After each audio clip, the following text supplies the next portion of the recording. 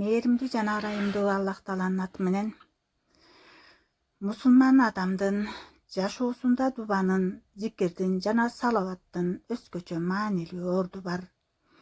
Дуба бул кулчулуктун өзөгү, ибадаттын маңызы, мусулмандын куралы.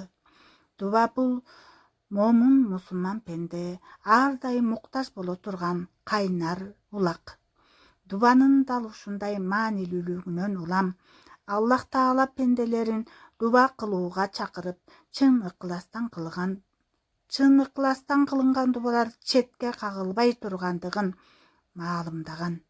Бул багытта Куран аяттарында Аллах Таала мындай деген: Астагфируллах, мага дуба кылгыла, силерге жооп берейин. Башкача айтканда, дубаңарды кабыл кылайын.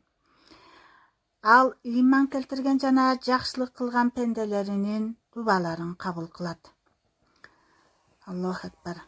Жогорку аят Мукмин сүрөсүндө айтылды, бул Шуара сүрөсүндө айтылды. Кийинки аятта Фуркан сүрөсүндө Аллах Таала айтат: аларга айт, силердин дубаңар, ибадатыңар болбосо, жараткан эгеңдин алдында кандай кадырыңар болот? Аллах Тааланы даңктап зикир кылуу боюнча да көптөгөн куттуу аят хадистер айтылган.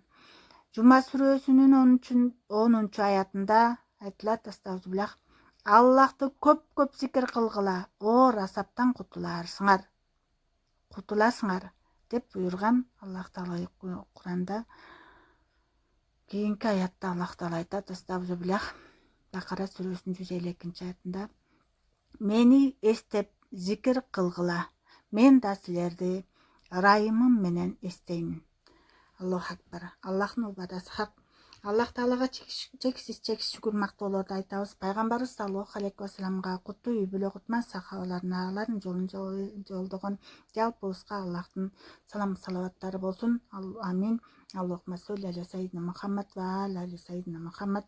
Жазаллаху ан Мухаммадан саллаллаху алейхи вассалам.